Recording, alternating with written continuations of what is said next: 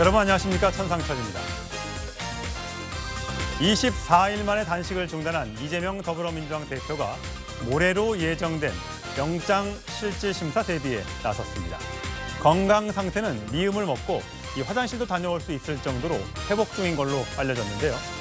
진술 번복과 재판 지연 의혹으로 논란이 되고 있는 이화영 전 경기도 평화부지사의 부인이 내일 기자회견을 예고해 관심이 쏠리고 있습니다. 저는 잠시 후에 돌아와 정치권으로 가보겠습니다.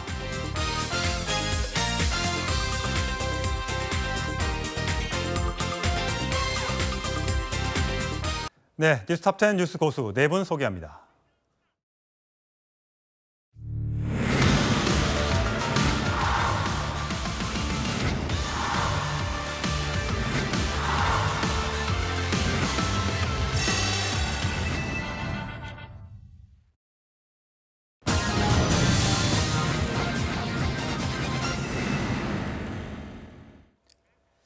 네, 이재명 대표의 단식 투쟁은 24일 만에 끝이 났지만 민주당 내부 상황은 혼돈 그 자체입니다.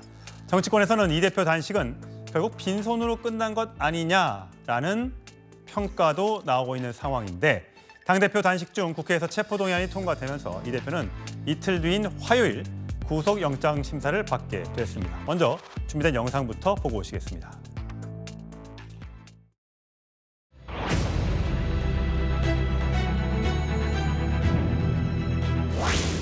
이게 나라입니까? 이게 민주주의입니까?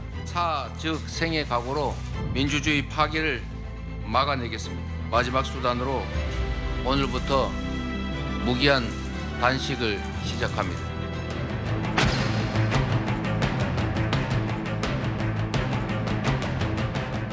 조폭 불법 사채업자 출신의 부패 기업과 함께 100억이나 되는 거금을 북한에 대신 내주라고 하는 그런 중대 범죄를 저지를 만큼 제가 어리석지 않습니다. 국회의원 이재명 체포동의안은 가결되었음을 선포합니다.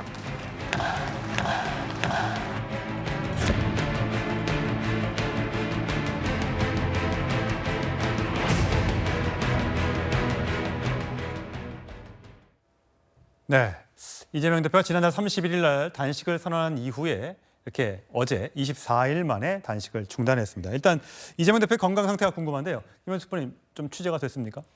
네, 김영삼 전 대통령이 23일 단식보다 더 긴 이제 24일 동안 단식을 했기 때문에 몸 상태가 상당히 많이 이제 상해 있는 건 사실이고요. 예.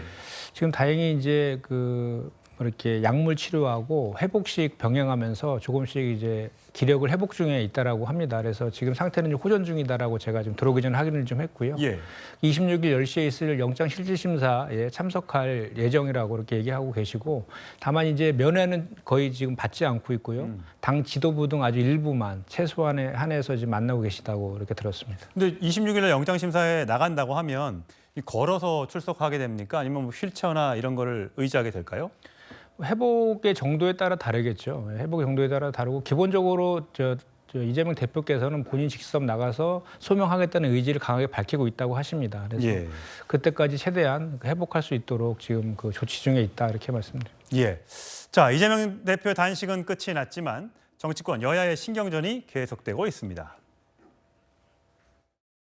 건강회복과 함께 국회 기능을 멈춰 세우고 국무총리 해임 건의 등 국정 혼란까지 야기했던 행위들에 대한 반성과 대국민 사과도 함께하기 바랍니다. 정치와 협치를 질식시킨 국민의힘, 야당 대표 단식 조롱에 대한 공식 사과부터 하십시오. 이재명 대표의 단식 중단에 대해 반성과 대국민 사과를 촉구하고 나섰습니다. 적반하장이 따로 없습니다. 예. 이재명 대표가 2016년에도 단식을 한 적이 있었죠. 그 당시에는 단식을 종료한 이후에 SNS에 이제 사진을 올리기도 했습니다. 단식 농성을 끝낸 후에 SNS에 올라온 건데 저런 음식들 미음과 동치미 국물, 간장, 달걀찜 뭐 이런 정도의 이 음식을 먹으면서 근데 그 당시에는 지금보다 훨씬 단식 기간이 적었기 때문에 저 정도를 먹을 수 있었는데 지금은 일단 약물 치료와 함께 회복식을 먹고 있다는 소식을 김현준 특보가 얘기를 해줬습니다. 자, 서로 지금 사과를 하라고 하고 있습니다. 민주당과 국민의힘에서는 여러 가지 이유를 들면서요. 이재명 대표가 단식에 들어가기 전에 3가지 요구 사안을 제시했었죠. 다들 알고 계신 대로 민주주의 훼손에 대한 대통령의 사과, 후쿠시마 오염수에 대해 반대에 대한 입장을 천명을 해달라. 그리고 전면적인 국정쇄신과 개각을 단행해달라라는 3가지 요구 조건을 걸고 단식에 들어갔습니다만 여당에선 저 조건을 들어주지 않았습니다. 근데 오늘 보니까 야당 내에서 이런 반응이 나왔는데 추미애 전 법무부 장관이 이 대표의 단식은 민주 세력에게 큰 울림이 됐다. 이제 각자가 깨우치고 연대의 파국을 막을 것이다. 최진영 변호사님, 이 단식이 민주당을 향해서 한 단식은 아니잖아요. 전 좀 약간 뜬금없다 이런 느낌이 드는데요. 말씀하신 것처럼 이재명 대표의 단식이란 것이 보면은 윤석열 대통령의 이른바 민주주의에 대한 폭정에 대한 사과, 나아가 지금은 어디론가 가버린 일본 오염수 방류에 대한 어떤 비판, 그리고 나아가서 개각 단행과 국정 전면 쇄신 이런 걸 얘기를 하고 있습니다만 명분입니다만 실질적인 실리는 본인의 어떤 방탄 단식이 아니냐라는 것들이 가장 강했지 않습니까? 실질적으로 지금 본인으로서는 빈손으로 돌아올 수밖에 없는 그런 개인적으로는 참 안타깝습니다만 민주주의를 민주당에서 지금 이를 얘기하는 것이 과연 번지수가 제대로 된 것이냐? 지금 말씀하신 것처럼 어떤 본인의 어떤 생명을 담보로 해가지고 뭔가를 목소리를 내야 되는데 오히려 법치주의를 훼손하고 민주주의를 훼손했다라고 하는 그 비판 내지는 역풍이 불고 있는 상황 속에서 추미애 전 장관의 그와 같은 말씀이 저는 번지수가 한참 잘못되었고 오히려 이것을 계기로 해서 민주당이 진정한 혁신, 그래서 내년 총선을 향해서 국민의힘과 어떻게 보면 정당한 경쟁하는 그런 계기가 됐어야 되는데 오히려 이재명 대표를 중심으로 해서 더더욱 똘똘 뭉치게 된다고 하면은 결국 스스로 고립되게 되는 그 방향으로 가는 것이 아닌지 걱정이 됩니다. 네, 추미애 대표는 아마 당내 결속에 도움이 됐지 않나라는 생각 때문에 했던 것 같은데, 자, 이재명 대표 이틀 뒤 화요일에 영장 심사를 받기 위해 이제 법원에 출석할 걸로 보입니다. 그간 이재명 대표와 친명계 지도부는 구속영장 청구, 구속 가능성에 대해서 이런 반응을 보여왔었습니다. 글쎄, 이해가 안 되네요. 제가 또 어디 도망간답니까? 가결할 거냐, 부결할 거냐는 질문을 합니다. 이 질문은 근본적으로 잘못되었습니다. 범죄를 의심할 만한 상당한 사유가 있는가? 없습니다. 일정한 주거가 없는가? 일정한 주거가 있습니다. 증거인멸 가능성이 있는가? 없습니다. 검찰은 징역 36년 또는 무기징역을 줄 수 있다고 적시했다고 합니다. 이재명 대표가 나라를 팔아먹기라도 했단 말입니까? 증거도 없이 증거인멸, 도망갈 염려도 없는 이재명 대표에 대해 굳이 구속하겠다는 것은 야당 탄압 정적 제거 아니고 달리 설명할 길이 없습니다. 자, 영장 청구서에 보면 증거인멸 우려를 강조한 부분이 나옵니다. 개전의 정을 보이긴커녕 사건을 정치 영역으로 끌어와 처벌을 회피하려는 시도를 보이고 있다. 스스로 또는 측근을 통해서 인적, 물적 증거 인멸을 했거나 향후 계속해 인멸할 우려가 크다라고 검찰은 보고 있는 것 같습니다. 영장 청구서 이게 11쪽이나 될 정도로 많은 분량을 차지하고 있다고 하는데 윤기찬 부위원장 보시기에는 크게 보면 도주 우려와 증거 인멸 가능성, 그다음에 범죄 중대성 이런 정도로 구속영장 청구를 할 때 결정을 하는 사유가 되는데 이 부분이 가장 증거인멸 우려가 가장 큰 겁니까 정말? 실제 도주의 우려라는 것은 현실적인 도주의 우려를 입증하기 어렵잖아요. 그러니까 중대한 범죄가 소명되면 중형이 예상이 되고 그런 경우에는 도주할 우려가 있다라고 보통 판단을 합니다. 대신. 그러니까 그 이후에 도주가 우려 없다라고 탄핵하기는 어려운 거예요. 그렇게 말씀을 하시는데 그건 어려운 말씀이고 실제 그러면 혐의가 입증되는 범죄가 중대하다 이거 하나 하고요. 두 번째는 증거인멸의 우려죠. 그러니까 수사의 필요성인데 그 수사라는 게 증거를 찾는 거거든요. 증거를 수집하는 게 수사인데 그 증거를 인멸하려는 우려가 있다라고 하면 수사의 방어가 되는 거 아니겠습니까? 그러면 구속의 필요성이 인정이 되는 거죠. 따라서 증거인멸의 우려가 현실적으로 구속 여부에 가장 큰 관건이다라고 생각이 들고 따라서 이재명 대표의 경우에는 본인이 쭉 이전에 합리적인 의심의 여지가 있는 것도 부인하고 있잖아요. 이건 증거인멸의 우려로 연결되는 거예요. 우려의 동기가 있는 거죠.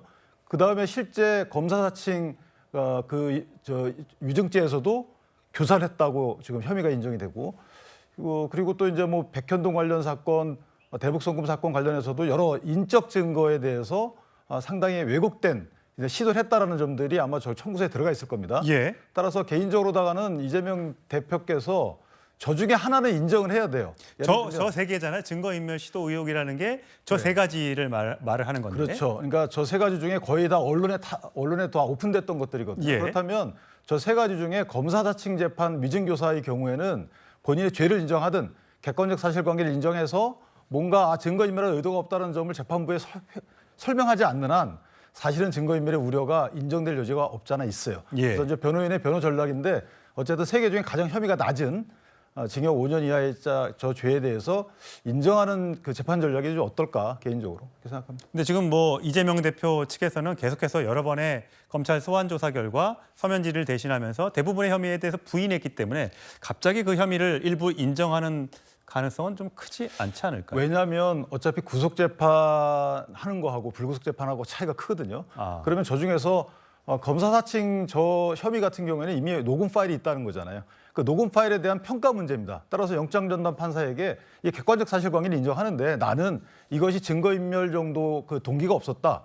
뭐 고의가 없었다라는 정도고 객관적 사실관계 다 인정해야죠. 네. 그리고 그 당시에 내가 이렇게 하려고 했던 것인데 이것이 만약에 법적으로 증거인멸 교사에 해당한다면 처벌받겠다. 이 정도로 인정을 하게 되면 뭐 재판부에 가서 나중에 평가대로 받는 것이고요. 이거 영장 이 발부 단계이기 때문에 그 정도에서 내가 증거인멸의 우려가 없다, 의지가 없다. 이런 정도를 표명하지 않는 한 사실은 피하기 어려울 겁니다. 그렇군요. 자, 이재명 대표 측도 만반의 준비를 하고 있는 걸로 지금 알려지고 있습니다.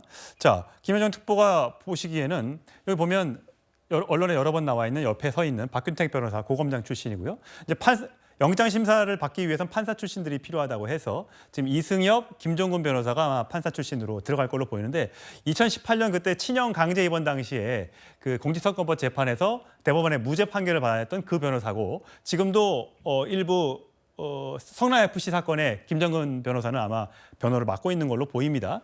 자, 이런 부분 특히 보면 위증교사 대북송금 의혹, 특히 이 대북송금 의혹에 대해서 굉장히 그 검찰 쪽에서도 엄중하게 보고 있는 것 같은데 지금 변호 전략을 어떻게 세우고 있는지 혹시 들어보셨어요? 일단은 백현동 건과 대북 송금과 관련해서는 백현동 건은 배임이고 대북 송금은 제3자 뇌물이잖아요. 예. 뭐 전문가들이 다 얘기하듯이 해석에 법리 해석에 대단히 필요한 그런 범죄들이기 때문에 범죄형이 소명을 위해서는 피의자의 방어권이 필요하다라고 할 가능성이 저는 높아 보인다는 거고요. 그 증거인멸과 관련해서 이게 범죄의 중대성과 증거인멸을 사유로 지금 검찰에서 적시를 했는데 증거인멸 시도와 관련해서는 지금 10년 전에 이미 무죄 판결 받은 그 재판에 있는 내용을 꺼집어내서 이중교사했다는 내용을 지금 넣은 거잖아요. 백현동 대북송금건 한 건 한 건마다 증거가 차고 넘친다고 했는데 두 개를 병합한 것도 모자라서 한 개를 더 넣었어요. 그만큼 저는 지금 뭔가 검찰에서 이게 입증할 자신이 없어서 더 이렇게 넣은 거 아닌가라는 그런 추측을 좀 해보고 10년 전에 이제 했던 것에 대해서 이중교사를 얘기하고 있는데 이재명 대표는 이거를 증언을 해달라는 취지로 얘기했다고 하고 있는 거고 녹취록이 있다고 하지만 그 녹취록은요 이정근 녹취록도 마찬가지지만 일부만 검찰에 유리한 내용들만 해서 이렇게 냈을 가능성이 대단히 높거든요. 그러니까 전반적인 내용을 그것도 들여다봐야 되는 것이고 그래서 저는 이재명 대표 주장이 그냥 뭐 없는 얘기를 거짓으로 했다라고 생각하지 않고요. 그렇기 때문에 이번에 그 범죄 중대성과 그 증거인멸 우려가 있다라고 청구 취지를 영장 청구 사유를 한 것에 대해서는 기각될 가능성이 좀 높다 이렇게 생각합니다. 예. 자, 최 변호사님. 저는 먼저 민주당의 내로남불에 대해서 좀 얘기하고 싶어요. 예전부터 민주당은 특히 전관 예우에 대해서 그렇게 비판을 했어요.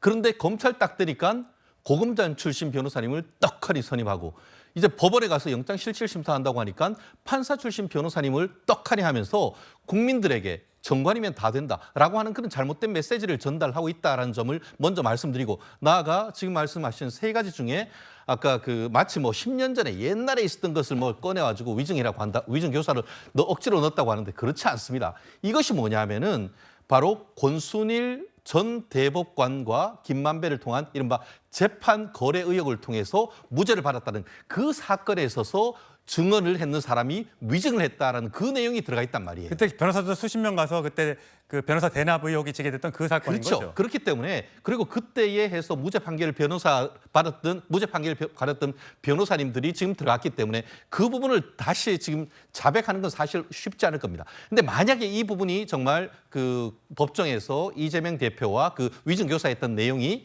그대로 이제 그 어떻게 보면 재생이 되고 그럼에도 불구하고 그것을 딱 잡아댄다 할 경우에는 정말 이것은 굉장히 어떤 중대한 결과를 낳을 수 있고 나아가 뭐가 있냐면 이게 먼저 만약에 위증 교사 내지는 앞에 있는 것이 위증으로 판단되면은 기존에 있었던 무죄 판결에 대해서 재심 사유가 될 수가 있습니다. 이것은 간단한 것이 아닌 거죠. 또 다른 어떤 그 이 부분과 관련해서 예전에 있었던 그 경기지사 사건의 선거에 있어서의 사건이 다시 한번 재심으로 갈 수 있다는 점에서 이재명 대표 입장에서는 이번 그 사법 리스크가 계속 이어질 수 있다는 단초가 되는 것이죠. 예, 과연 어떤 결과가 나올지 자 양쪽의 변론 전략을 좀 봐야 될 것 같은데 근데 이런 사정에서 내일 오후에 한 인물이 기자회견을 예고했습니다. 누군지 화면으로 보시죠. 제가 아까 흥분해서 그랬는데 조금 더 입장 정리를 해볼게요. 저도 지금 정신이 하나도 없어가지고. 남편분이랑 입장이 근데 좀 다른, 가족이랑 좀 다른 게 왜 그렇다고? 저는 모르겠어요. 왜 저 사람이 저렇게 됐는지 모르겠습니다. 결국은 잡아다가 놓고서는 절대 묶어갖고 이재명 방북 진술을 이끌어내려고 한 거 아닌가. 이 당이 무슨 대로 해요? 저 생각은 나와서 양심 선언을 했으면 좋겠어요. 자, 박원석 전 의원님. 예. 자, 이재명 대표의 영장심사가 26일인데 바로 하루 전인 25일 내일 오후에 기자회견을 한다고 합니다. 어떤 내용일지는 알 수 없습니다만 그동안 이화영 전 지사의 부인이 여러 차례 뭐 변호인을 바꾸자고 했다. 남편이 회유에 당해서는 안 된다. 민주당과 함께 해야 된다. 이런 등등의 얘기를 했기 때문에 내일도 혹시 그런 관련이지 않을까라는 이제 추측을 해보는데 이럴 경우 이게 이재명 대표의 재판과 어떤 영향을 미칠 수 있을까요? 그러니까 지금 이재명 대표 영장실질심사와 관련해서 검찰은 증거인멸의 우려가 있다는 것을 입증하기 위해서 여러 가지 지금 준비를 하고 있는 것 같은데 그중 하나가 이 쌍방울 대북 송금 사건과 관련해서 이재명 그 대표가 이 주변 측근을 통해 가지고 이화영 부지사의 진술 변경이나 재판 지연에 관여하려고 했다, 개입하려고 기도했다라는 의심을 하고 있는 것 같아요. 그래서 그 정황을 뒷받침할 수 있는 여러 가지 주장을 할 것 같은데 그에 대한 선제적인 반박 성격의 기자회견을 하지 않을까 예상이 됩니다. 그동안에 이화영 부지사의 부인은 계속 같은 입장을 취해왔거든요. 지금 검찰의 여러 가지 압박에 의해서 이화영 부지사가 마지못해 자의에 의해서가 아니고 거의 이제 강압에 의해서 진술을 바꾼 거고 일부 이화영 부지사의 변호인이 오히려 이게 피고인한테 불리한 그런 재판을 하고 있다 그래서 뭐 변호인도 해임하고 그로 인해서 재판이 지연되고 했던 일이 있거든요.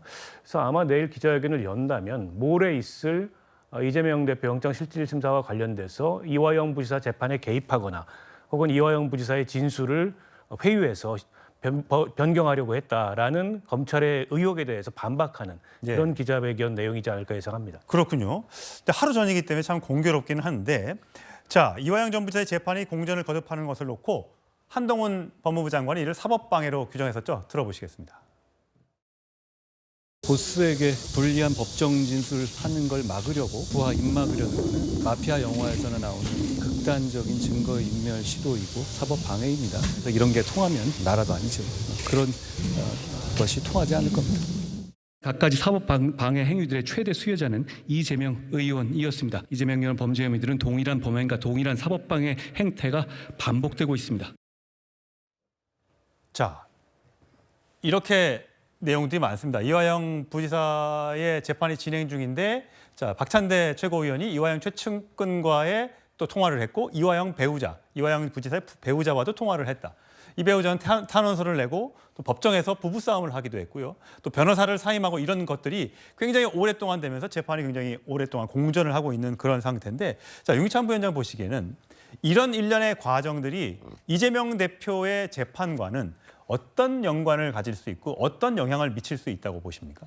근데 사실은 이게 그 시간적인 순서를 보면은 조금 의심이 드는 건 맞아요. 왜냐하면 저런 얘기들이 저런 문제들이 이제 민주당에서 제기하기 시작한 것이 이화영 전 부지사가 이재명 대표께 보고했다라는 그런 검찰 진술이 있다라는 것이 언론에 공개되고 나서부터요. 7월 초에 사전에 사후에 이런 일이 일어난 거죠. 그 전에는 아무런 이화영 부지사가 구속된 꽤 오래됐단 말이에요. 그 이후에는 아무런 언급이 없었어요. 그러다가 이화영 부지사가 검찰에 가가지고 사실은 이재명 대표께 보고했다라는 그런 사실이 알려지면서부터 저런 일들이 벌어졌어요. 그러면 자, 이화영 전 부지사의 배우자의 저런 행동이 과연 이화영 부지사의 법률적 이익에 부합하느냐?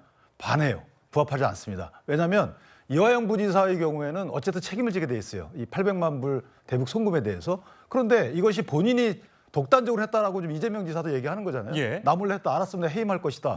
그러면 모든 양형의 책임도 본인이 부담해야 되거든요.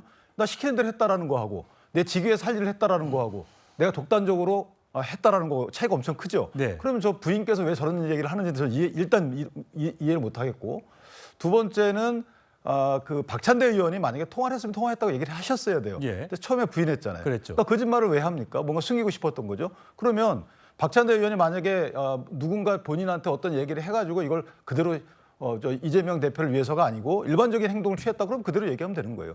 또 하나 변호사들 행태도 말이 좀 안 돼요. 그 변호사들도 전부 다 사실은 이재명 대표와 연관 지을 수 있는 변호사님들이에요. 그렇다면 그분들이 와서 저도 변호사지만 변호사가 법정에서 취할 수 있는 행동 등이 아니었어요. 그런데도 불구하고 저런 행동을 하죠. 그러니까 저런 모든 행동들이 이화영 부지사의 법률적 이익, 재판상의 이익을 위해서 행해졌다고 보기는 어렵다. 그렇다면 저런 만약에 저 부인분이 얘기하거나 민주당에서 얘기하는 부분들대로 됐다면 누가 가장 큰 이익을 봤을까요? 이재명 대표예요. 이재명 대표가 연관되지 않았다는 그런 요지잖아요. 그렇다면 이게 그 이재명 대표 주변에서 일어났던 일이고 이런 행태들이 이재명 대표의 영장 실질 심사에서 증거인멸의 우려로 작용할 것이다. 예, 김 회장님. 근데 이거는 저희가 맥락을 보면 이게 지금 이재명 대표가 유력한 대선 후보였고 야당 대표 아니었으면 이렇게 표적 수사할 수 있습니까? 이거는 제가 봤을 때는 표적 수사라고 국민들이 다 생각하실 거예요. 정적주기용 표적 수사.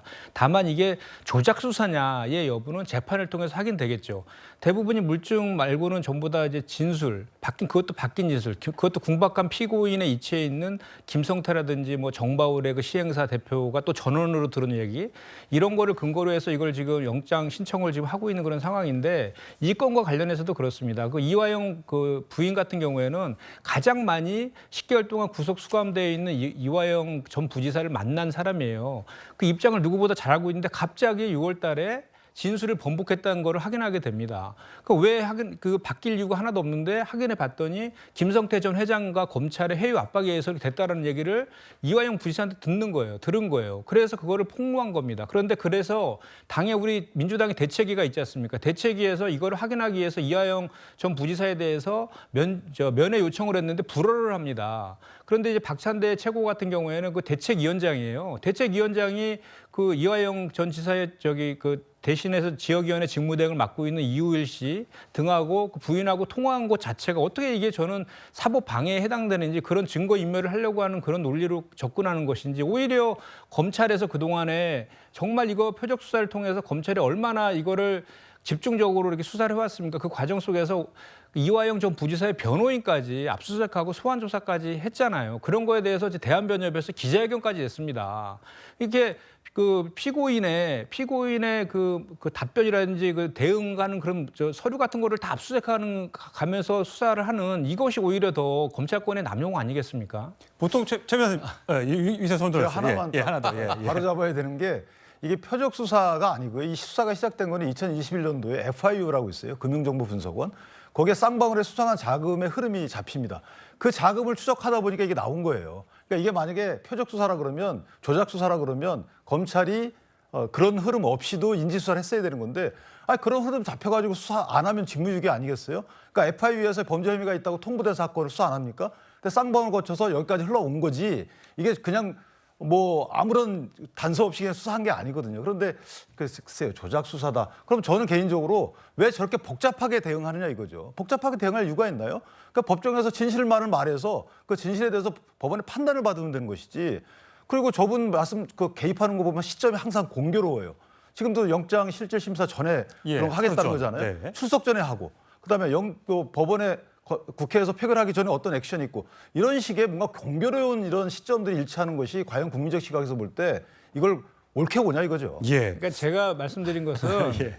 아니, 그러니까 혐의가 있으면 수사할 수 있어요. 있는데 수사 기간이라는 게 특수부 수사는 보통 2개월 안에 종료한다라고 홍준표 검사 출신 그 국민의힘의 대구시장께서도 지적하고 있잖아요. 언제까지 임기 끝날 때까지 야당 대표 수사만 할 거냐라고 지적하고 있지 않습니까? 그거를 제가 지적을 드린 거고 1년 6개월 이상 수사하고 있는 거예요. 그래서 하다가 안 나오면 무혐의 종결 처리해야 되는데 그러지 않고 계속해서 나올 때까지 수사를 하는 그 지점에 대해서 얘기한 거고 조작 수사냐의 여부에 대해서는 제가 단정하지 않았고요. 그거는 당연히 헌법상에 있는 불구속 기소의 원칙에 의해서 재판에 다투면 되는데 계속해서 인신구속을 하려고 하는 그 의도 속에는 수사니 정치적인 의도가 분명히 있다라는 지적을 저희가 하고 있는 거예요. 예, 참 이재명 대표 지금 여러 가지 혐의로 지금 재판을 많이 받게 되고 있는데 자, 과연 이번에 영장 심사는 어떤 결론이 날지 지켜보도록 하겠습니다. 다음 주제로 가겠습니다.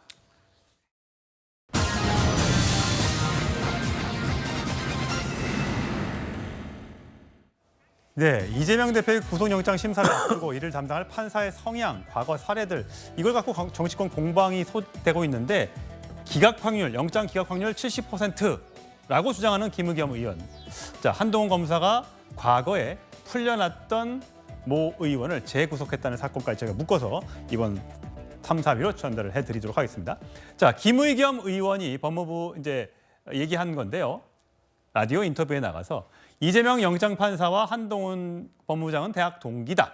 검차서 판사를 선택하게 만든 거다. 일부러 유리한 판단을 끌어내기 위해서. 그랬더니 법무부에서는 일면식도 없고 명백한 가짜뉴스고 필요한 조치를 할 예정이다. 그랬더니 다시 SNS에 글을 올린 게 취재 과정에서 구멍이 있었다. 누군가 나한테 보내줬는데 내가 그걸 믿고 그렇게 얘기한 것뿐이다. 라고 하면서 한동훈 장관이 나에 대해서 관심을 이렇게 많이 갖고 있다니 너무 고맙다, 놀랍다. 이렇게 얘기를 하면서 일단 저기 했는데 자, 그 목소리 한번 과거에 논란했던 거 한번 들고 오실까요? 민주당 김의겸 의원은 어제 KBS 주진우 라이브에서 이 대표 구속영장 전담 판사가 한동훈 법무부 장관 대학 동기여서 검찰이 영장 판사를 선택했다는 가짜뉴스를 유포했습니다. 김 의원은 가짜뉴스 중독입니까? 김 의원의 가짜뉴스는 법원이 어떤 판결을 해도 믿지 않겠다는 사법부 흔들기에 지나지 않습니다. 일고의 가치도 없는 삼류 막장 소설입니다. 김 의원은 청담동 술자리 가짜 뉴스의 장본인입니다. 도대체 언제까지 아니면 말고식의 가짜 뉴스를 재탕, 삼탕할 요량입니까? 사법부가 현명한 판단을 할 수 있도록 민주당도 이제 이성을 되찾기 바랍니다. 예, 저희 그래픽을 한번 준비해 볼까요? 뭐 어떤 얘기인지 한동훈 장관과 영장 전담 판사의 그래픽을 좀 통해서 뭐가 차이가 있는지 보겠습니다. 둘 다 1973년생, 저도 73년생. 네. 서울법대 92학번, 93학번, 저도 재수해서 93학번. 이렇게 해서 이 차이가 있는데 한 번만 물어봤으면 금방 알 수 있는 거를 누군가 전달해줬다고 해서 이렇게 얘기하면서 둘이 이게 단순 실수가 아니라 이 둘이 나이도 같고 법대 같은 동기니까 분명히 영장 심사에서 법무부에서 뭔가 이렇게 그 압력을 집어넣을 수 있는 것 아니냐라는 의혹을 제기하고 싶었던 것 같아요, 김의겸 의원이. 자, 김의겸 의원이 거기에 대해서 이제 가짜뉴스로 판명이 나니까 어떻게 해명했냐면 취재 과정에서 구멍이 있었고 정보를 준 법조인이 나, 한 장관, 유 판사 모두 92학번 동기다 이렇게 말해서 믿지 않을 수가 없었다. 이렇게 해명을 했어요. 박원석 전 의원님, 사실 이게 뭐 처음은 아니니까 뭐 놀랍지는 않은데 왜 이렇게 했다고 생각하세요? 아니 이게 이제 김의겸 의원이어서 기시감이 드는데요. 몇 차례 그동안 논란이 됐던 그 얘기들, 가짜 뉴스라고 결과적으로는 판정이 됐던 얘기들 본인이 유감 표명도 하고 사과도 하고 이게 몇 차례 반복이 되는데, 근데 김의겸 의원이 기자 출신이세요. 그것도 굉장한 베테랑 기자 출신이고, 그리고 당의 이제 대변인도 했고, 그걸 감안한다면 어떤 주장을 할 때는 사실 확인이 먼저지 않습니까? 사실을 확인한 이후에 본인을 주장을 해도 늦지 않은데 보면 김의겸 의원이 마음이 굉장히 급한 것 같아요. 어제도 방송에 나와서 라디오 방송에 저런 말씀을 하신 건데 어쨌든 이재명 대표 영장실질심사에 대해서 민주당은 결백을 주장하고 이 영장실질심사에서 영장이 기각돼야 된다 이런 주장을 저는 할 수는 있다고 봅니다. 근데 그런 주장을 정당화하기 위해서 영장 담당 판사와 법무부 장관 간에 모종의 커넥션이 있거나 혹은 모종의 거래가 있을 가능성이 있지 않느냐라는 식의 의심을 가지고서 저런 이제 성급한 얘기를 저는 한 거라고 보고요. 근데 그런 건 음모론이죠.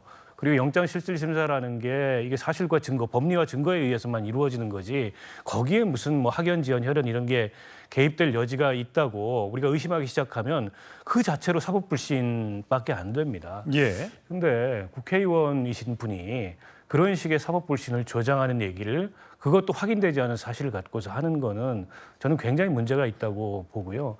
이걸 가지고 법무부에서 법적 대응을 뭐 할지 안 할지는 모르겠습니다만 법적 대응을 떠나서 김의겸 의원은 그 입법부의 구성원으로서 헌법기관으로서 이렇게 거듭되는 본인의 이런 식의 그 이른바 이제 가짜 뉴스 내지는 사실이 불분명한 이제 그런 주장에 대해서 조금 되돌아봤으면 좋겠다는 생각입니다. 예. 자, 그렇겠다면 이제 실수를 했으면 인정을 하고 깨끗하게 사과를 하면 될 건데 또 이제 뒤끝이 좀 있는 것 같습니다. 한동훈 장관이 쪼는 모습을 보니 그러니까 이제 한동훈 장관이 좀 불안해서 나한테 이렇게 발끈한 건 아니냐라고 얘기를 하면서 이재명 대표의 영장 기각 확률이 무려 70%다. 물론 개인의 생각은 판단은 자유입니다만 70%라고 했습니다. 그래서 저희가 뭐 수치화를 할 수 없겠지만 역대 영장이 이제 구속영장이 통과된 체포동의안이 통과된 그 의원들 10명 중에 8명은 체포영장이 구속영장이 이제 발부가 됐던 경우가 있습니다. 80%고 일반인도 보통 구속영장이 청구가 되면 한 80% 정도가 발부가 된다고 합니다. 자, 최진영 변호사님 어떠세요? 물론 그 영장 발부나 기각은 내일 판사가 모레 하는 거니까 그거는 퍼센트지는 말씀하지 않아도 좋고요. 이런 대응 어떻게 보세요? 이게 전형적인 어떤 사법 사건의 정치화하려고 하는 건 아니겠습니까? 지금 김의겸 그 전 청와대 대변인 겸 의원 같은 경우에는 한겨레 신문에서 법조 출입 기자였습니다. 오랜 기간 법조를 하면서 이 구속영장 실질 심사가 어떻게 되는지 시스템이 어떻게 되는지를 너무나 잘 아는 분일 겁니다. 그런데 마치 한동훈 장관이 판사를 그냥 선택해가지고 영향을 미쳤다라고 하는 그 얘기를 하려고 이런 식으로 얘기를 뒷받침하는 증거로서 대학교 연수원 동기라라는 것을 뒤에 덧붙인 건 아니겠습니까? 지금 전 정말 말이 잘 안 나오는데 기자로서 법조 출입 기자로서 사실관계를 명확하게 밝힐 필요가 있는 것인데 구멍이 났다? 그렇게 하면서 또 그거에 대해서 어떻게 보면은 나한테 관심을 가지는 걸 보면은 쫀다 뭐 이런 얘기를 하면서 계속 비난하고 있는데 그때 그렇게 얘기했습니다. 법원에 가면은 내가 이런 것들 증거를 취재 수첩까지 내겠다 한 것은 본인 스스로도 이 사건이 고소 고발되면은 검찰에서 끝날 것이 아니고 법원까지 갈 거라라는 것을 지금 알고 있는 건 아니겠습니까? 나아가 지금 얘기하고 있는 지금 그 유창훈 부장 같은 경우에는 예전에 지금 김의겸 그 의원이 같이 얘기하고 있는 이른바 청담동 술자리 가짜 뉴스 그것을 유포하고 했던 더 탐사의 강진구 기자 그 사람이 이제 한동훈 장관 집까지 찾아갔지 않습니까? 그래서 그것이 이제 어떻게 보면 구속영장이 청구가 됐는데 그 사건에 대해서 영장을 기각했던 사람이 바로 유창훈 부장입니다. 예. 그런 얘기는 벌써 이미 언론에 다 나왔단 말이에요. 그럼에도 불구하고 저렇게 지금 김의겸 의원이 얘기하는 것은 악의적으로 어떻게 보면 비방의 목적으로 이와 같은 얘기를 했다라는 점에서 제가 봤을 때는 법무부에서 고발할 가능성 매우 높지 않을까 생각합니다. 예, 윤기찬 부회장님. 저는 저게 되게 이해가 안 돼요. 이 기각 확률이 70%다. 100%라고 얘기해야 되는 거 아닌가요? 김의겸 위원회에서. 예를 들면 일반적인 데이터를 낸다 그러면 예를 들어서 국회의원 중에 청구된 영장 발부율이 80%다. 이런 식으로 일반적인 수치를 대면서 확률을 얘기하면 그건 납득이 돼요. 그런데 뭔가 그 확률 중에 여러 데이터 중에 본인이 유리한 데이터를 인용하는 차원에서 저렇게 70% 보통 이렇게 얘기하거든요. 예. 근데 본인은 영장 기각 확률이 70%다? 그럼 본인도 발부 확률이 30%라고 보는 건가요? 그러네요. 저는 개인적으로 저 말이 과연 이재명 당대표에게 도움되는 말인가에 대해서 의문이 들어요. 아, 예. 아주 날카로운 지적이셨습니다. 자, 김의겸 의원은 과거에도 여러 번 설화에 휘말린 적이 있죠? 목소리 들어보시죠.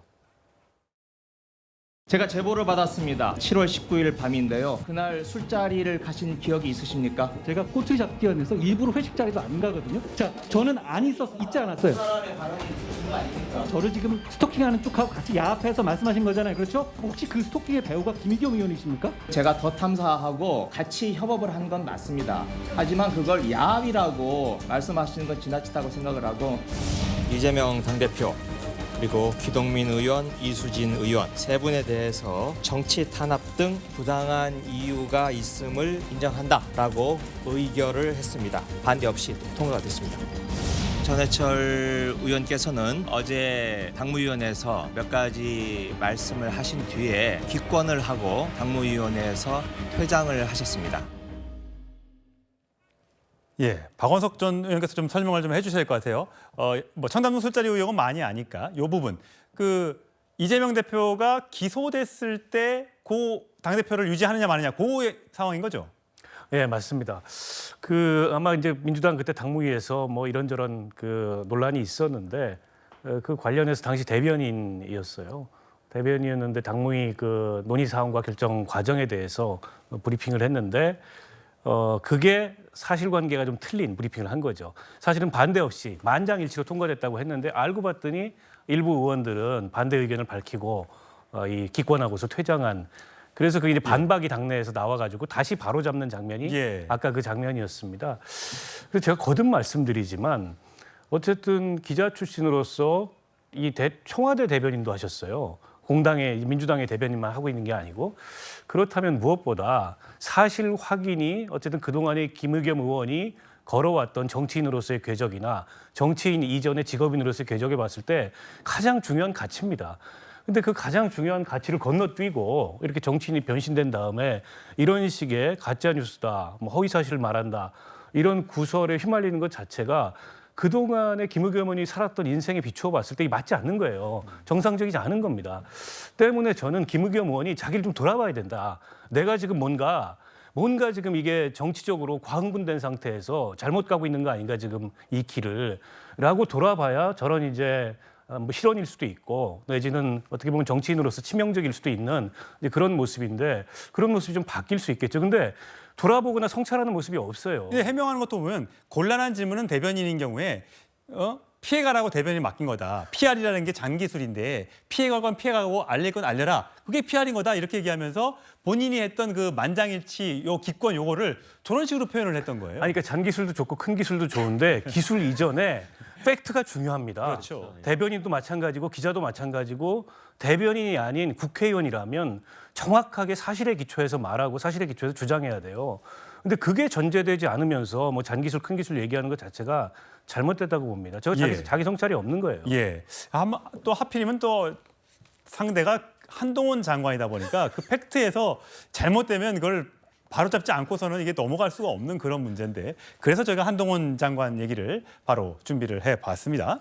자, 한동훈 장관이 과거에 이제 이번에 만약에 이재명 대표가 만에 하나 구속이 된다고 하면 국회에서 이 석방 요구안을 통해서 이재명 대표를 석방시킬 수 있다 연말에 뭐 이런 얘기가 돌고 있었는데 한동훈 장관이 과거에 2004년입니다. 벌써 20년 전의 일인데 서청원 전 한나라당 대표가 구속이 됐고 석방 여과 결의안을 국회에서 채택을 해서 석방이 됐는데 36일 만에 당시 비회기 때 다시 한동훈 그때 검사가 서청원 대표를 재수감했던 일이 벌어집니다.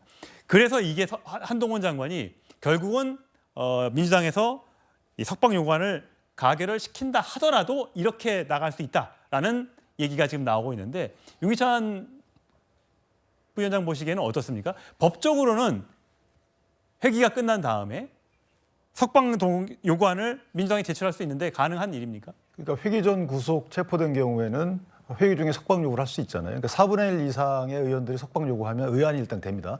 근데 의결 정족수가 저것도 제적의 과반 출석 과반 의결이에요. 그렇다면 지금 현재 민주당을 저렇게 다루고 있는 상황에서 두 가지 해석이 가능하죠. 첫 번째는 군기 잡기다. 다음에 석방 요구안에 의결 정족수 확보를 위해서 군기 잡는 것이고 나머지는 석방 요구안의 필요적 상황이 발생 안 할 것이라고 확신하는 상황일 것이고 근데 아마 저는 전자로 해석을 하거든요. 따라서 지난 회기 중에 구속된 경우에도 다음 회기에서는 가능하다라는 게 이제 일반적인 의견이기 때문에 가능은 한데 문제는 뭐냐면 저렇게 되는 경우에 지속적으로 그럼 회기를 계속 열어야 된다는 거죠. 그러니까 12월 9일 날 회기가 끝나기 때문에 그 다음에 임시 열어가지고 석방 요구를 할 수 있지만 4월이 총선인데 계속 임시회를 열어서 그 회기를 연장하느냐 이거는 이런 선택을 하기 어려울 거고요. 그렇다면 그리고 또 하나는 해당 회기가 끝나게 되면 그때 바로 이제 재수감이 되는 것인데 재수감을 막을 방법이 사실 없어요. 저기서는 서청원 대표의 경우에는 이제 건강 문제가 대두됐었는데 실제 건강 문제는 재수감의 장애 요인이 아닙니다. 그러니까 재수감 된 뒤에 그 다음에 구속집행정지 신청해서 다른 제도를 활용해야 되는 것이지 국회 내에서 그것까지 관여할 사안은 아니에요. 그렇기 때문에 한동훈 장관이기 때문에 그런 것이 아니고 일반적인 검사의 의무거든요. 따라서 개인적으로다가는 저것은 정치적인 사안이다 앞으로는 그렇게 생각합니다. 지금 친명계 입장에서는 혹시 만에 하나 구속이 된다면 이런 석방 요구 결의안과 함께 옥중에서 공천을 하는, 그러니까 물러나지 않고 비명계에서 일부 뭐 비대위를 구성해야 된다 이런 요구에 응하지 않고 그냥 옥중에서 공천하고 뭐 이렇게 업무를 계속하는 그런 시나리오가 있다는데 그게 맞습니까? 그런 공식적인 시나리오가 어디 있습니까? 공식적인 건 아니겠죠. 그 체포동의안 부결에 대한 를 강조하기 위해서 일부 이제 의원이 그렇게 이제 발언한 건 제가 들었는데 당의 공식 입장은 전혀 상관이 없고 이 석방 그 요구안과 관련해서도 뭐 26일 날 영장실질심사 결과도 아직 나와 있지도 않고 저는 사실 기각될 거라고 예상하고 있기 때문에 이런 일은 있지 않을 거라고 생각하는데 예. 저는 이 말씀을 좀 드리고 싶어요. 이제 26일 날 지금까지 여당에서 계속해서 방탄 프레임을 갖고 계속 방탄 단식이라고 비판해 왔잖아요.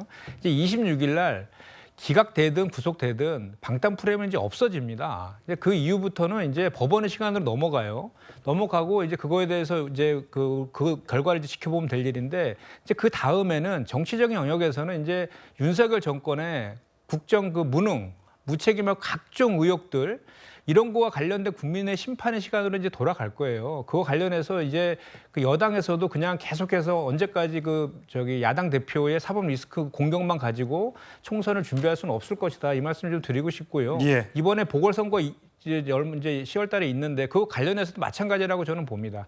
이건 철저하게 윤석열 대통령이 사면에서 생긴 보궐선거이기 때문에 그거 관련된 것은 당연히 이제 윤석열 정권의 정권 심판론으로 기결될 수밖에 없다. 그 후폭풍도 국민의힘도 앞으로 이제 엄청난 뿜뿜이 저는 있을 거라고 그렇게 예상합니다. 네, 10월 강서구청장 보궐선거 전망까지 해주셨는데요. 자, 다음 주로 하겠습니다.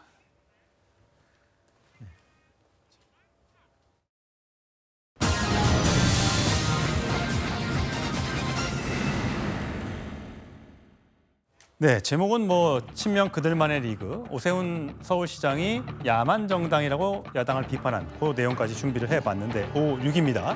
자, 비명계 박강원 전 원내대표 물러났습니다. 체포동의안 표결 책임을 지고요. 제가 조금 전에 방송에 들어오기 전까지만 해도 원내대표 26일 날 경선하는데 3명이었습니다. 홍익표, 남인순, 김민석 의원까지 3명이었는데 저희가 지금 방송하는 한 40분 동안 한 명이 추가됐습니다. 6시까지 마감이었나 봐요. 그러니까 우원식 의원이 한 명 더 추가돼서 4파전이 됐다고 합니다. 박원석 전 의원 보시기에는 홍익표, 남인수, 김민석 의원은 이제 친명계로 분류가 되고 우원식 의원도 후쿠시마 오염수 반대에서 뭐 목소리를 높였으니까 친명계로 봐야 될까요? 원래는 예전의 분류 기준으로 따지면 우원식 의원은 이제 구 GT계 김근태 전 의원과 정치를 함께 해왔던 그 그룹에 속하는 분이고 그 그룹의 좌장격인데 최근 들어서는 당내에 이제 친명계로 분류가 되는 분이죠. 예. 게다가 우원식 의원께서는 20대 국회 때 원내대표를 한번 지내셨어요. 네. 그러니까 이번에 그러면 이제 원내대표에 다시 두 번째 도전하는 셈인데요. 대체로 이번 이재명 대표 뭐 체포동의안 처리나 향후에 사법 리스크 대응 관련해서 내분의 큰 차이점은 없어 보입니다. 네. 그러니까 좀 의외였던 건 비명계에서 후보가 나오지 않겠나 이런 예상도 있었는데 아마 뭐 지금 상황이어서 그런지 비명계에서는 아무도 원내대표에 지금 도전을 하지 않았고 다만 지금 민주당의 고민은 이런 걸 겁니다. 그러니까 이재명 대표 뭐 체포동의안, 영장실질심사 이런 걸 계기로 강경한 어떤 이 내부의 당내 강경론이 지금 이제 목소리가 굉장히 높아져 있는데 그렇다 하더라도 이게 원내 일당으로서 그리고 책임 있는 야당으로서 이게 대여 투쟁을 강경론 일변도로만 할 수는 없거든요. 때로는 협상도 해야 되고 그걸 통해 성과도 내야 되고 그걸 통해서 대안 세력임을 보여야 내년 총선에서 어떤 국민의 선택을 받을 수 있는데 이제 그런 정치력을 어떻게 보일 거냐. 지금 당장은 이게 체포동의안 처리 이후에 격앙된 반응들이 있고 내부의 강경론이 득세하고 있지만 그걸로 오래 못 갑니다. 결국에 합리적 견제 세력으로서의 어떤 국민적 설득력을 만들려면 국회에서 여당 원내대표와 함께 협상도 하고 성과를 내는 그런 모습을 보여야 되는데 그 점에 있어서 누가 적임자냐 이런 게 아마 이제 차별성의 포인트가 아닐까 싶습니다. 예. 자, 출마 선언을 하고 원내대표의 도전장을 낸 의원 중에 김민석 정책위 의장이 있는데 오늘 이런 말을 했습니다. 들어보시죠. 폭정을 막고 민생을 살리고 이재명 대표를 지키고 선명하고 강력한 민주당을 재정립해야 합니다. 국민의힘과의 협잡으로 결과되었다. 국민의힘의 표에 우리 당 소속의 가결표가 얹어져서 우리 당 대표를 지키자고 한 그런 당의 모아진 의견에 반하는 결과를 만들어졌기 때문에 그것은 결과적으로는 정치적 협잡으로 결과되었다. 지금은 당의 봉합이 필요하다라는 표현은 별로 사용한 적이 없고 또 앞으로도 사용할 것 같지 않습니다. 매우 부당한 정치 수사를 2년 동안 받아온 당 대표를 지켜내는 것은 너무나 당연한 일이라고 생각합니다. 자, 신현 변호사님 보니까 국민의힘과의 협잡이란 단어가 들어오고요. 그리고 이제는 협치 이런 말 안 하겠다라는 얘기를 한 것 같습니다. 그러니까 결국은 그 체포동의안에서 가결표를 던진 사람들을 배신자로 몰고 있는 그 친명계 일부 지지자들, 친명계 또 일부 의원들 거기에 말에 지금 동조하고 있는 것으로 들립니다. 결국 일치 단결해가지고 지금 그 윤석열 어떻게 보면 검찰 정부를 몰아내자 이렇게 지금 단일 대우로 가는 것 같습니다. 사실 이렇게 얘기하게 될 경우에는 국민의힘으로서는 땡큐가 되는 것이죠. 한마디로 나아가서 지금 그 이른바 친명계 원내대표, 나아가 이재명 대표가 그대로 유지가 될 경우에는 내년 그 국민의힘의 선거 구호는 딱 하나가 될 겁니다. 민찍 이출. 민주당 찍으면 이재명이 추록한다가 될 겁니다. 그렇게 되면은 사실 내년 선거는 해보나 안 할 거예요. 아마 지금 이렇게 지금 워낙 지금 이른바 그 친명 개딸이라고 하는 개혁의 딸 이재명 대표에 대한 적극적 지지층이 워낙 지금 강하게 지금 반발을 하고 있기 때문에 지금 비명 측에서는 원내대표 후보조차 못 내는 것 아니겠습니까? 이와 같이 어떻게 보면 사당화된 상황 속에서 과연 중도 나아가는 보수까지 민주당이 확장할 수 있는 것인지 아마 그 민주당의 의원들은 위기감을 지금 실질적으로 느낄 수 있기 때문에 최종적인 원내대표는 사실 의외의 인물이 될 가능성도 저는 없지 않다. 현실론을 본인들이 고민할 수밖에 없다. 저는 예측을 해봅니다. 예, 자 비명계에서는 사실상 굉장히 지금 마음이 심란할 것 같습니다. 비명계 의원 여러 사람도 있는데 자 누군가 SNS에 이런 글을 올렸습니다. 네, 고개를 들어 하늘을 보세요. 정말 파랗고 파란 맑고 맑은 가을입니다. 패친 여러분들께서도 맑고 평화로운 여유를 갖길 바랍니다. 자, 누구의 글일까요? 네, 이상민 민주당 의원, 비명계의 지금 좌장처럼 불리고 있는 분인데 여기에 대한 댓글을 소개해드리겠습니다. 당신 덕에 하늘이 피눈물로 빨갛게 보여. 사이코패스인가? 내부 총질하고 뿌듯한 모양. 이런 이재명 대표의 강성 지지자로 보이는 사람들이 와서 이런 얘기들을 내놓고 있습니다. 그리고 다른 그 체포동의안에 가결표를 던진 걸로 추정이 되는 비명계 의원들 그 지역구에도 막 현수막이 막 엄청나게 걸리고 있다고 합니다. 일부 저희가 이제 보여드리면 반대를 막 하고 있는 모양이에요. 자, 볼까요? 한 3개 정도를 저희가 보여드릴 텐데 자, 밑에 윤영찬은 즉각 사퇴하라 뭐 이렇게 얘기가 나오죠. 네. 그다음에 또 박강원 원내대표는 이제 불출마를 이제 했는데 당장 중원에 당장 떠나주길 바란다. 아예 그냥 총선 출마를 하지 마라. 불출마를 요구한다는 이런 청원동의까지 지금 올라오고 있고요. 그다음에 조홍천 의원에 대해서도 참 모양 빠진다라고 하면서 남양주에 있는 그 현수막에 또 하나 크게 하나 또 걸려서 굉장히 지금 비명계 의원들을 상대로 한 공격이 많이 지금 이루어지고 있습니다. 어떠세요? 이런 걸 또 보면 또 밖에서 볼 때는 아, 저렇게까지 해야 되나? 라는 또 생각을 할 수밖에 없지 않겠습니까?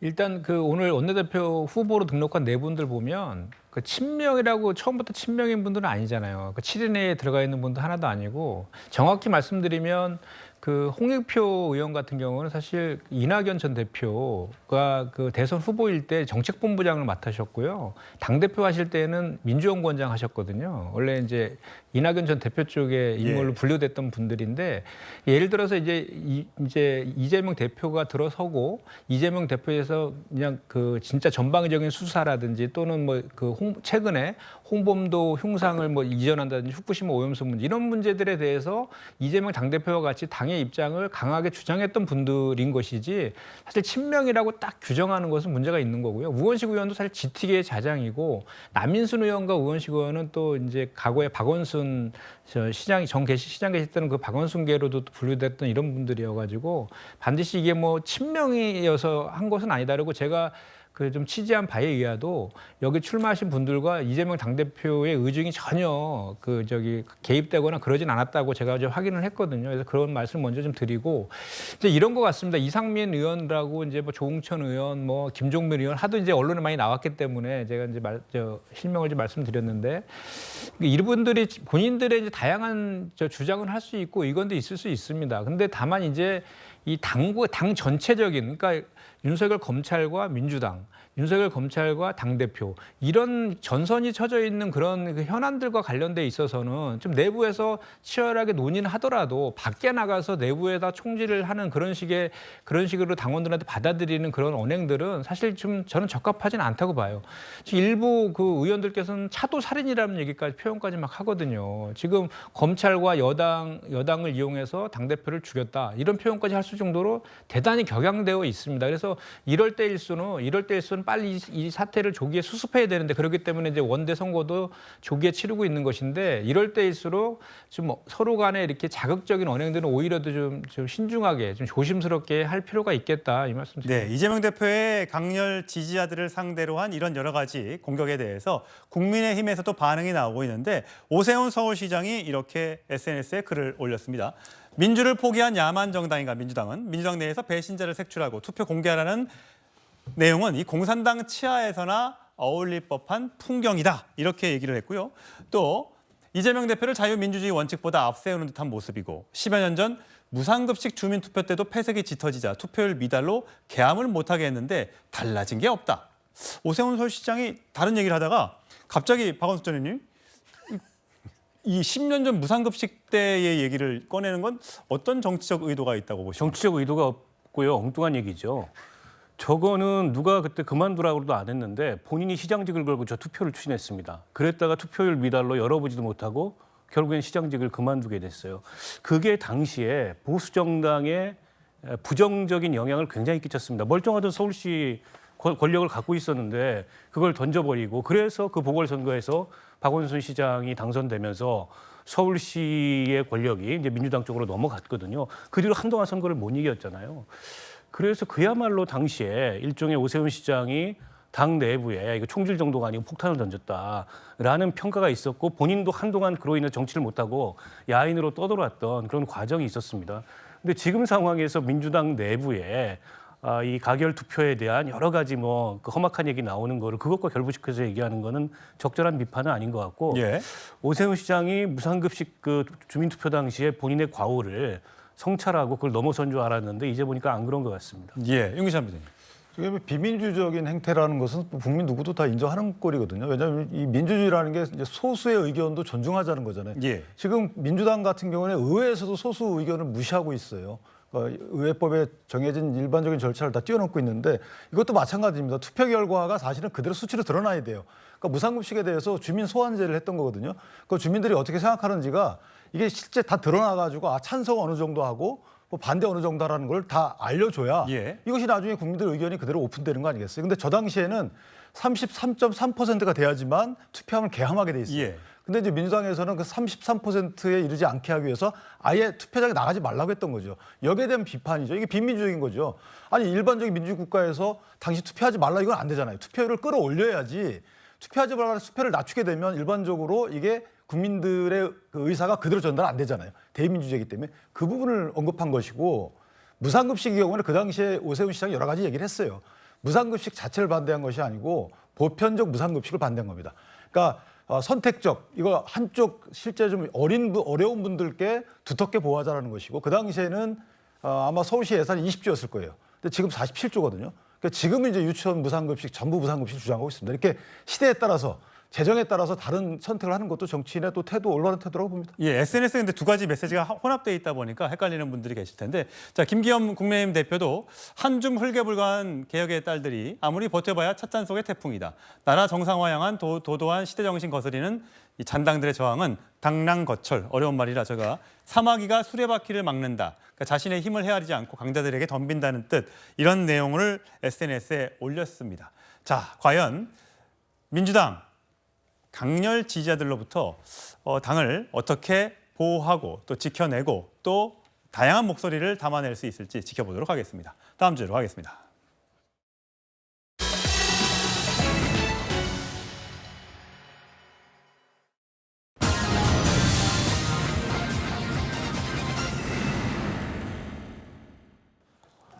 예, 이 추석을 얼마 안 앞두고 이 전해진 송파 일가족 5명 사망 소식 어제 나왔는데요. 경찰이 현장에서 발견된 유서를 토대로 이 가족의 돈 거래 내역을 집중 추적하고 있다고 하는데, 승재현 박사와 이 사건 좀 더 들여다보도록 하겠습니다. 자, 승 박사님, 5명이나 되는 가족들이 각각 3군데에서 지금 숨진 채 발견됐습니다. 얘기를 해주시죠. 네네. 사실 한 가족의 비극이 혹시나 뭐 사람들의 어떤 뉴스로 소비될까 봐 굉장히 조심스러운 부분입니다. 나와 있는 내용에 대해서 굉장히 팩트 중심으로만 먼저 설명을 드리겠습니다. 어제 23일 7시 29분쯤에 오전 7시 29분쯤에 아파트에서 한 여성이 추락사했다라는 소식이 들립니다. 그 추락사하고 난 다음에 그 여성의 이제 동선을 살펴보니까 첫 번째 나오는 곳이 호텔 쪽에서 나오고 두 번째 이제 나오는 것이 주택가에서 나왔는데요. 그날 그 추락하기 전날에 김포에 있는 호텔에 딸과 함께 들어갑니다. 근데 딸은 나오지 않고 어머니만 지금 나와 있는 모습이 보이고, 그 사이에 22일 날 그 남편 시댁이죠. 남편을 포함한 시누이와 시어머니가 있는 그곳에서 일가족 3명이 사실상 유서가 발견됐기 때문에 극단적인 선택을 했다. 그리고 딸은 지금까지 구두소견으로는 질식사로 사인이 판명된다라는 게 나왔기 때문에 지금 떨어진 그 여성 외에 나머지 4명에 대해서는 부검을 이제 요청한 상태입니다. 예.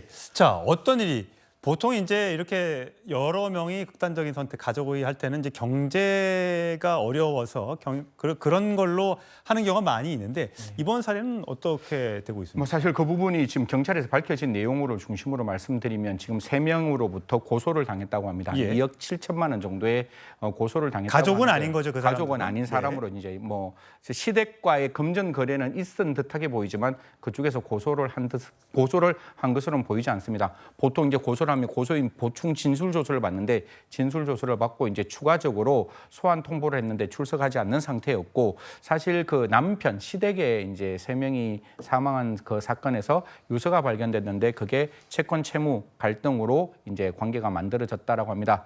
피해 여성 뭐 좀 조심스럽지만 여러 군데에서 금전적인 어떤 그 도움도 요청했고, 또 투자를 하면 투자 이익이 있다, 이런 이야기들이 나와 있기 때문에 두 가지 반드시 밝혀야 한다고 생각합니다. 어떤 채권 채무 관계가 있었는지, 그리고 지금은 우리가 극단적인 선택이라고 이야기를 하지만 혹은 극단적인 선택이라고 이야기를 하지만 혹시 채무의 어떤 변제 과정 속에서 좀 이렇게 과격한 채무의 어떤 독촉을 있었는지도 함께 좀 살펴봐야 한다는 말씀드리겠습니다. 예, 그러니까 결국은 그 숨진 여성, 추락사한 그 여성이 채무 관계가 있었고, 그걸 이제 가족들과 함께 이렇게 좀 돌려막기식으로 막아왔는데 그게 잘 안 돼서 이렇게 일가족이 스스로 목숨을 끊는 그런 일이 벌어진 걸로 지금 추정은 되고 있는데, 문제는 그 딸이 호텔에서 사망한 딸이 초등학생 딸이라면서요. 근데 질식사했다는 것은 그런 극단적인 선택이 아닐 수도 있다는 거 아닙니까? 그렇죠. 이 부분이 좀 조심스럽고 좀 이렇게 제 마음을 먹먹하게 만드는 부분인데요. 먼저 그 남편의 시댁 식구와 이 추락한 A 씨 사이에 전화 연결했고, 둘 다 이제 어떻게 보면 지금 극단적인 선택으로 보이는데 연락을 하지 않는 상태로 보입니다. 그래서 22일 날 오후부터 저녁 사이에 그 시댁 식구들은 사망했는데, 그날 그 부인의 입장에서는 계속 남편에게 전화했던 모습도 보이고, 시청자 여러분께 이쪽 부분은 정말 조심스러운데, 딸이 질식사를 당했고 들어갈 때는 어머니와 같이 들어갔는데 나올 때는 어머니밖에 없었고, 어머니가 나오자마자 송파구에 있는 한 아파트에서 추락사를 하는 걸 보면 초등학생 딸에게 어머니가 좀 몹쓸 짓을 했지 않았을까, 이런 부분은 정말 있으면 안 된다라는 말씀 다시 한번 드리겠습니다. 가족이 5명이나 이렇게 극단적 선택을 하게 되는 이런 안타까운 사연 좀 전해드리지 않았으면 좋았을 텐데 이런 일 좀 더 자세하게 경찰 수사 속보가 들어오는 대로 전해드리도록 하겠습니다. 다음 주제를 좀 바꿔보도록 하겠습니다.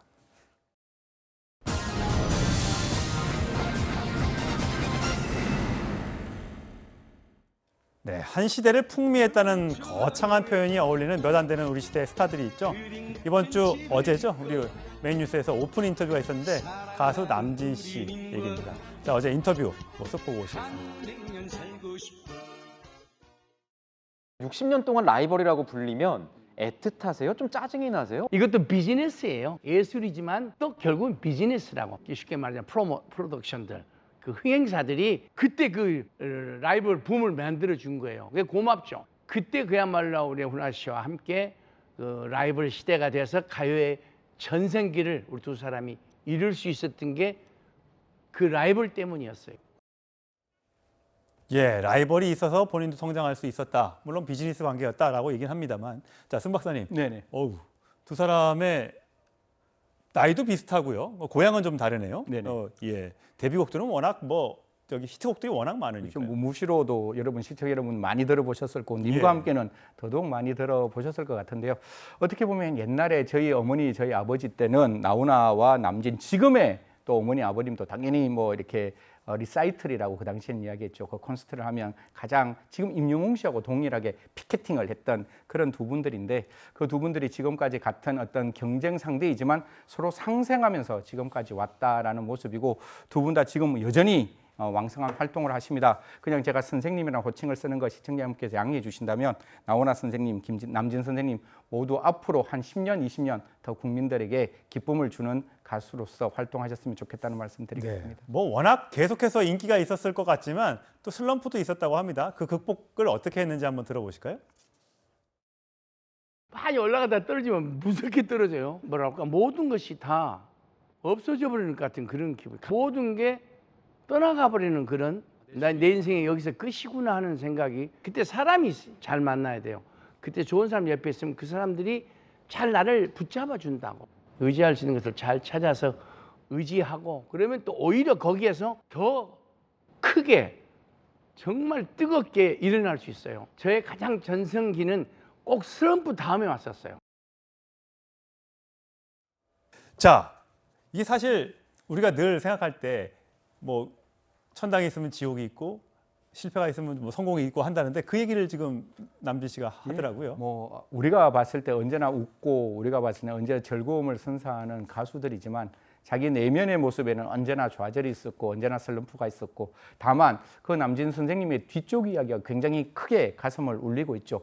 그 슬럼프 다음이 나에게 가장 최고의 정성기가 왔다라고 하니까요. 시청자 여러분 지금 이제 9월 말인데요. 지금 혹시나 힘드시다면 다음에 10월에는 반드시 좋은 일이 있을 거니까요. 한 번 더 힘을 내셔서 10월을 맞이했으면 좋겠다는 말씀 드리겠습니다. 예, 여러분 지금 어려움을 겪으셨습니까? 겪고 있습니까?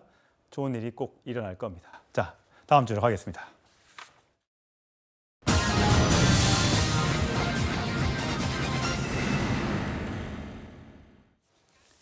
예, 예전에 그런 심리 테스트가 유행한 적이 있었습니다. 만약에 배를 타고 강을 건너야 하는데 딱 하나의 동물만 태울 수 있다면 어떤 동물을 태우겠나? 자, 그런데 이 남성에게는 그런 심리 테스트는 아무런 의미가 없을 것 같습니다. 다람쥐 이야기입니다. 자, 승 박사님. 네네. 그 다람쥐, 귀엽네요. 네네. 저게 다람쥐가 누구의 다람쥐인가요? 네, 지금 나오고 있는 예이손이라는 이제 베네수엘라에서 멕시코를 거쳐서 미국으로 이제 난민으로 들어가려고 하는데요. 베네수엘라에서 저 니코입니다. 저 아이의 이름이 니코인데 니코. 예. 니코가 이제 떨어지고 혹시 이렇게 좀 다쳐 있는데 저 예이손이라는 사람이 자칫 잘못 밟을 수가 있었는데 발견을 했대요. 그래서 지극정성으로 저 이제 니코를 이제 잘 돌봐서 저렇게 이제 힘껏 이제 다시 이제 그 건강을 회복했는데 과정에서 계속 이제 그 베네수엘라에서 멕시코에서 이제 미국 들어가는 과정에 계속 저렇게 같이 왔답니다. 그런데 이제 거리가 꽤 멀 텐데요. 예, 4,800km 정도 된다라고 하는데 중간에 버스에서 발견되었는데 그 버스에서 저 다람쥐에 대한 어떤 그 운송비, 그러니까 탔는 어떤 차비를 달라고 이야기했는데 휴대폰을 팔아서 그 차비까지 냈다라고 하는데 지금 이제 하나의 관문이 남았습니다. 미국으로 들어가는데 저 동물은 지금 들어갈 수 없고 예의손 6개월 기다렸는데요. 예의손만 들어갈 수 있는데 다람쥐도 함께 같이 입국했으면 어떨까라는 게 지금 네티즌들의 소원입니다. 아직 이제 입국을 못한 상태잖아요. 네네. 근데 사실 미국에서는 지금 이민자들이 엄청 많이 넘어오고 있잖아요. 트럼프 전 대통령 때 못 넘어갔었는데. 네. 근데 이제 동물까지 데리고 와야 되느냐. 이런 또 논란이 있을 것 같기는 해요. 두 가지만 말씀을 드리겠습니다. 다른 나라 이야기라서 제가 좀 조심스러운데 첫 번째, 같이 안 가더라도 다람쥐는 국경을 넘어갈 수 있는 거 아니냐라는 거죠. 굳이 뭐 그렇게 안 가더라도 좀 넘어갈 수 있는데 저걸 왜 막느냐라는 게 저는 제일 제 머릿속에 나오는 정말 혼돈이고 두 번째는 미국은 이민의 나라입니다. 그러니까 그렇죠. 자기들이 미국 본토에 우리 동양인 그 사람들이 인디언들이 있었는데 인디언을 밀어내고 만들어 놓은 이민의 나라가 다른 이민을 막는다는 거는 제가 봤을 때 미국 역사적인 측면에서 제가 잘 모르지만 그 부분은 조금 생각해봐야 된다는 말씀드리겠습니다. 조금 전에 보였던 저 장벽이 트럼프 전 대통령이 만들었던 장벽인데 다람쥐면 저거 기어 올라가서 저거 정도면 충분히 넘을 수 있을 것 같네요. 예, 알겠습니다. 자, 이제 저희는 마지막 주제로 가겠습니다.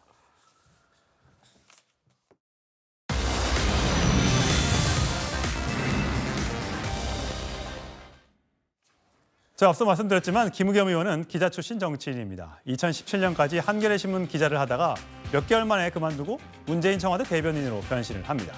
하지만 청와대에 있으면서 대출 16억 원을 받아서 본인과 아내 명의로 서울 흑석동 복합 건물을 25억 원에 구입한 게 드러나 논란이 일었습니다. 사실상 공짜인 청와대 관사에서 살면서 전세금까지 탈탈 털어서 재개발 부동산 투기를 한 게 아니냐라는 의혹에 김 의원은 결국 청와대 대변인을 사퇴합니다. 자, 근데 기자들한테 사퇴의 변으로 이런 얘기를 합니다. 아내가 상의도 없이 내린 결정. 이미 내가 알았을 땐 되돌릴 수 없는 지경이었다. 이렇게 와이프한테 책임을 넘기려는 듯한 얘기에서 논란이 또 일었죠. 그리고 천신만고 끝에 국회의원 배지를 달았습니다. 그리고 민주당 대변인이 됐지만 한동훈 법무부 장관 등을 상대로 청담동 술자리 참석 의혹을 제기했다가 가짜 뉴스로 판명이 났고 결국 유감 표명까지 하게 됩니다. 참고로요, 유감은 남길 유, 섭섭할 감, 즉 마음에 차지 않아 섭섭하거나 불만스럽게 남아있는 느낌을 말합니다. 좀 사과하고 조금 달라 보이죠. 자, 또 어제 한동훈 장관과 이재명 대표의 구속 심사를 담당할 영장 판사가 서울법대 동기생이라는 KBS 인터뷰를 했다가 이게 또 가짜 뉴스로 판정이 났습니다. 논란이 더 많은데 시간 관계상 줄이겠습니다. 그런데 왜 김 의원은 문제가 생기면 깔끔하게 사과를 못할까요? 혹시 적에게 굴복한다고 생각해서일까요? 아니면 나중에 혹시 모를 법적 책임을 우려해서일까요? 자, 김 의원이 내년 총선 출마를 지역구로 준비 중이라고 하시죠? 자, 당내 경선 또는 혹시 모를 본선에서 이런 문제들이 또 한 번 제기될 텐데 어떻게 해명하는지 유권자들은 지켜볼 겁니다. 자, 뉴스톱10 마치겠습니다. 저는 추석 연휴 한 주 쉬고 10월 첫 주에 찾아뵙겠습니다. 고맙습니다.